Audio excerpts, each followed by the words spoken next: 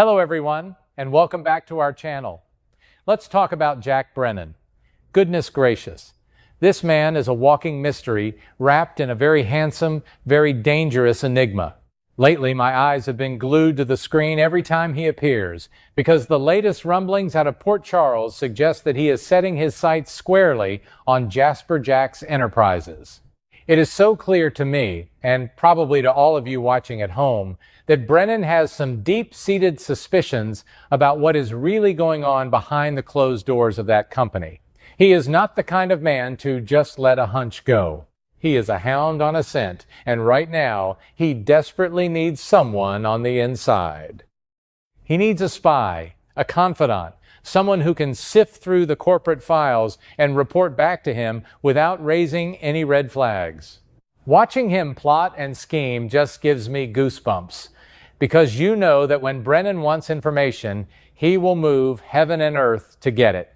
The sheer tension of wondering who he is going to recruit for this dangerous little mission has had me on the edge of my seat all week. Naturally, my first thought, and probably his too, was that he might try to strong-arm sweet, fiery Jocelyn Jacks into the CEO chair. We all know that position has been hanging over her head like a dark cloud. There is a very real possibility that Brennan could use whatever leverage he has to force Jocelyn to take the job she so desperately wants to run away from. But oh honey, let's be realistic for a second. Can you imagine the absolute headache that would cause? Jocelyn is her mother's daughter through and through. If you back a Carly in training into a corner, she is going to come out scratching and clawing. If Brennan forces her into that CEO role and demands she act as his personal corporate spy, she is going to complain, drag her feet, and fight him every single step of the way. I just sit here shaking my head, thinking about how miserable she would make his life. It would be a constant battle of wills, and frankly, I don't think Brennan has the patience to deal with the endless whining and rebellion that Jocelyn would undoubtedly bring to the table. And you know what? I think the writers know this too. If we look back just a little bit, Brennan actually had the perfect opportunity to force Jocelyn into that role before, and he chose not to pull the trigger. That little detail has been sticking in my mind like a burr. Why would a man who is so calculating hold back when he had the chance? It tells me that he is playing a much longer, much smarter game. He realizes that a reluctant, angry spy is a sloppy spy. If Jocelyn is resentful, she is going to make mistakes, or worse, she might intentionally sabotage his investigation just to spite him. So, my heart is telling me that the brilliant minds behind our favorite soap are steering us toward a completely different candidate.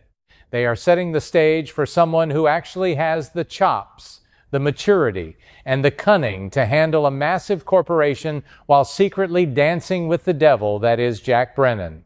This brings us to the wonderfully messy week of August 17th through the 21st, and oh my stars, it is going to be a bumpy ride. Jocelyn, feeling the immense pressure of this vacant CEO seat, is going to turn to her big brother, Michael Corinthos, for help finding a replacement. Now, my heart just aches for Michael right now. The poor man is going through the absolute ringer. He is dealing with the heartbreaking fallout of kicking Jacinda Bracken out. His marriage to Willow is crumbling into a million little pieces before our very eyes, and he is just so incredibly vulnerable. Yet despite all of his own personal agony, he still steps up to help his little sister. That is the kind of family loyalty that makes me love the Corinthos clan, flaws and all. I can just picture them sitting together, Jocelyn looking frantic, and Michael with those tired, sad eyes, trying to put his own pain aside to brainstorm a solution for Jasper Jacks Enterprises. And this is where a light bulb goes off from Michael, and I honestly think it is a stroke of pure genius. I have a very strong feeling that Michael is going to bring up Jordan Ashford's name. Think about it. They have shared quite a few scenes recently, and they have this underlying mutual respect that I just adore watching.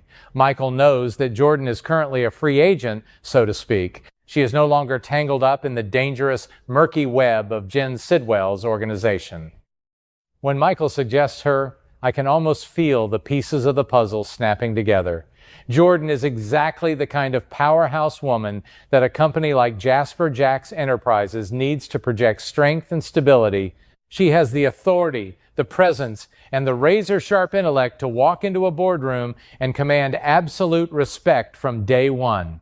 But let's dig a little deeper into Jordan's state of mind right now, because her recent journey has been absolutely fascinating to me.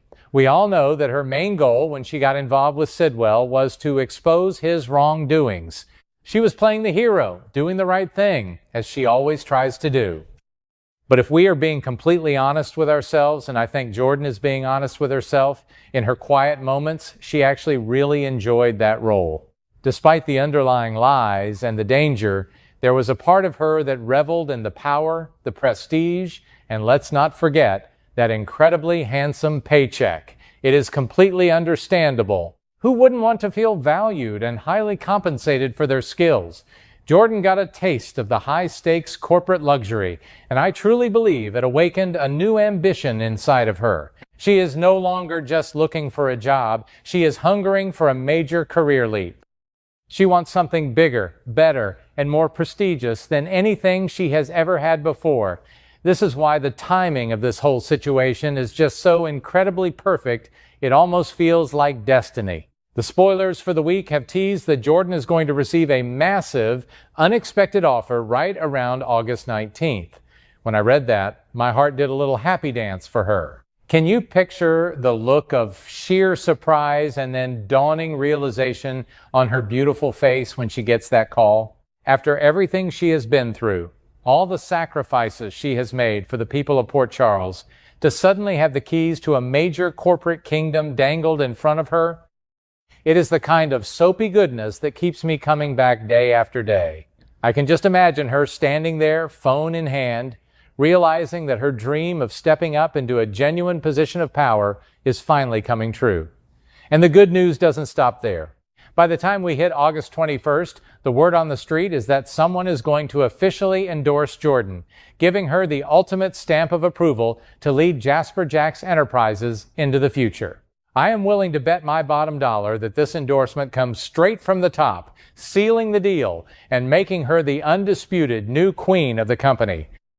It is such a triumphant moment for a character who has often had to put her own needs on the back burner for the sake of the law or her family. Seeing Jordan step into the light, wearing one of her fabulous power suits, ready to take the corporate world by storm, it just fills me with so much joy and anticipation. I am already cheering for her from my living room. Of course, this decision is going to send some major ripples through the younger crowd. Jocelyn is going to have to deliver the news, and I am particularly interested in her upcoming conversation with Hudson Parker.